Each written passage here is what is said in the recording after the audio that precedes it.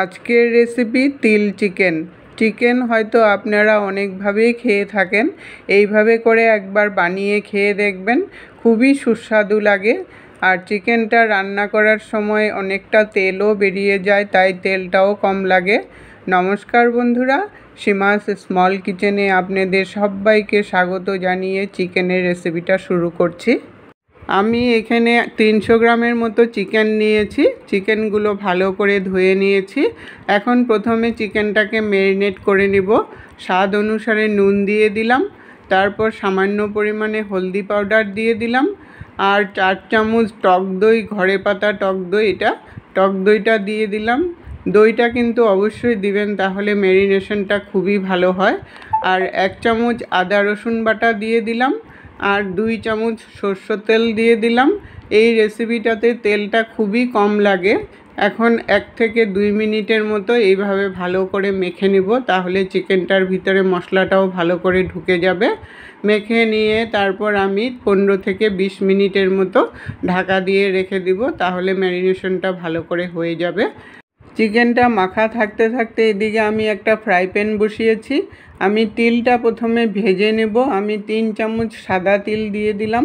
আপনারা ইচ্ছা করলে কালো তিল দিয়েও বানাতে পারেন, তাহলে রেসিপিটা কালো হবে।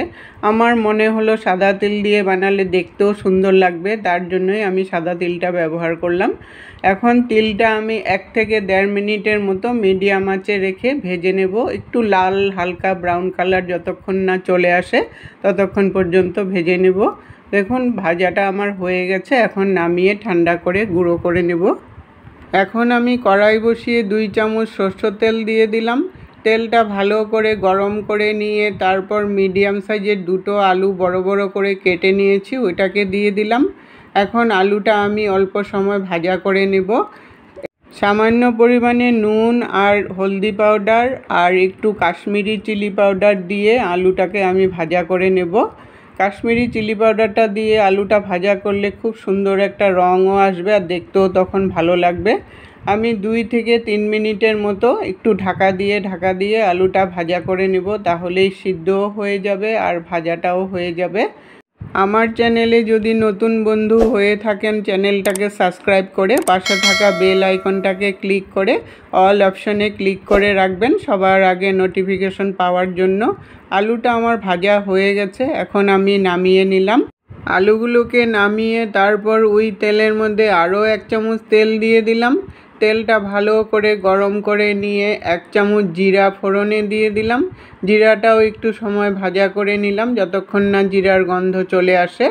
তারপর আমি একটা মিডিয়াম সাইজের পেঁয়াজ কুচি করে নিয়েছি, ওইটাকে দিয়ে দিলাম। পেঁয়াজটা একটু সময় ভাজা করে নেব যতক্ষণ না হালকা ব্রাউন কালার চলে আসে। তারপর এটার মধ্যে একটা টমেটো কুচি দিয়ে দিলাম। টমেটোটাও একটু সময় ভাজা করে নিব যতক্ষণ না টমেটোটা একটু গলে যায়, ওইভাবে করে ভাজা করতে হবে। টমেটোটা গলে গেছে, এখন এটার মধ্যে আমি চিকেনগুলোকে দিয়ে দিলাম।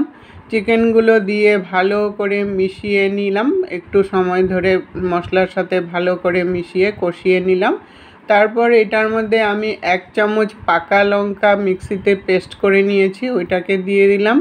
এই পাকা লঙ্কাটা দিলে কালারটাও সুন্দর আসবে আর ঝালও হবে। লঙ্কা বাটাটা দিয়ে ভালো করে মিশিয়ে নিয়ে 1 মিনিটের মতো আরও কষিয়ে নিলাম। কষিয়ে নিয়ে তারপর আমি 5 মিনিটের জন্য ঢাকা দিয়ে রেখে দিব। এতে করে মাংসটাও একটু সিদ্ধ হয়ে যাবে আর একটু জলও বেরিয়ে যাবে। 5 মিনিট পরে ঢাকাটাকে উঠালাম। তারপর আবার একটু ভালো করে নেড়ে চেড়ে এখন আমি ভেজে রাখা আলুগুলোকে দিয়ে দিলাম। আলুগুলো এটার সাথে দিলে আলুটাও সিদ্ধ হয়ে যাবে আর মাংসটা যেটুকুন সিদ্ধ হয়নি ওইটাও সিদ্ধ হয়ে যাবে। আলুটা দিয়ে মাংসের সাথে ভালো করে মিশিয়ে নিলাম। তারপর ব্যালেন্স হওয়ার জন্য আমি একটু চিনি দিয়ে দিলাম আর 1 চামচ কাশ্মীরি চিলি পাউডার দিয়ে দিলাম। কাশ্মীরি চিলি পাউডারটা দিলে কালারটাও খুব সুন্দর আসবে। এখন আমি ভালো করে মিশিয়ে নিয়ে 1 থেকে 1.5 মিনিটের মতো যেটুকুন জল আছে কষিয়ে আমি কমিয়ে নেব। দেখুন জলটা আমার অনেকটাই কমে গেছে। এখন আমি তিল জল দিয়ে আমি এটা পেস্ট করে নিয়েছিলাম, ওই তিল বাটাটাকে দিয়ে দিলাম আর বাটিটা ধুয়ে সামান্য পরিমাণে একটু জল দিয়ে দিলাম। এই তিল বাটাটা দেওয়ার পরও 1 থেকে 1.5 মিনিটের মতো আর একটু মাংসটাকে কষাবো। এই তিল বাটাটা দিয়ে কষাতে কষাতে আস্তে আস্তে তিলের থেকে একটু তেল ছাড়তে থাকে। এই জন্য এই রেসিপিটার মধ্যে তেলটাও কম লাগে, তিলের থেকে একটু তেলও বেরিয়ে যায়। দেখুন একটু একটু করে তেল বেরোচ্ছে মাংসটার থেকে। মাংসটা আমার পুরোপুরি কষানো হয়ে গেছে। এখন আমি ছোট্ট সাইজের 1 বাটি জল দিয়ে দিলাম। জলটা অবশ্য আপনাদের ইচ্ছা মতো দিতে পারবেন। কেউ ঝোলটা যদি পাতলা রাখতে চান পাতলা রাখলে জলটা বেশি করে দিবেন, আর যদি ঘন রাখতে চান তাহলে কম করে দিবেন। এখন আমি 5 থেকে 7 মিনিটের মতো ঢাকা দিয়ে নিলাম। 5 মিনিট পরে ঢাকাটাকে উঠিয়ে মাংসটাকে আরও 1 মিনিটের মতো আমি ফুটিয়ে নিলাম। ফুটিয়ে নেওয়ার পরে মাংসটা আর আলুটা আমার মোটামুটি সিদ্ধ হয়ে গেছে। এখন আমি নামিয়ে নিলাম। আজ আমি আসামের বিখ্যাত তিল চিকেন রেসিপি বানালাম। রেসিপিটা যদি আপনাদের একটু হলেও মনে ধরে থাকে লাইক দিয়ে শেয়ার করে দিবেন বন্ধুদের সাথে। আজকের টিপস, তিলে প্রচণ্ড পরিমাণে ক্যালসিয়াম থাকে, রোজ খাওয়ার মধ্যে একটু তিল খাওয়ার চেষ্টা করবেন। এতক্ষণ সঙ্গে থাকার জন্য আপনাদেরকে অসংখ্য অসংখ্য ধন্যবাদ।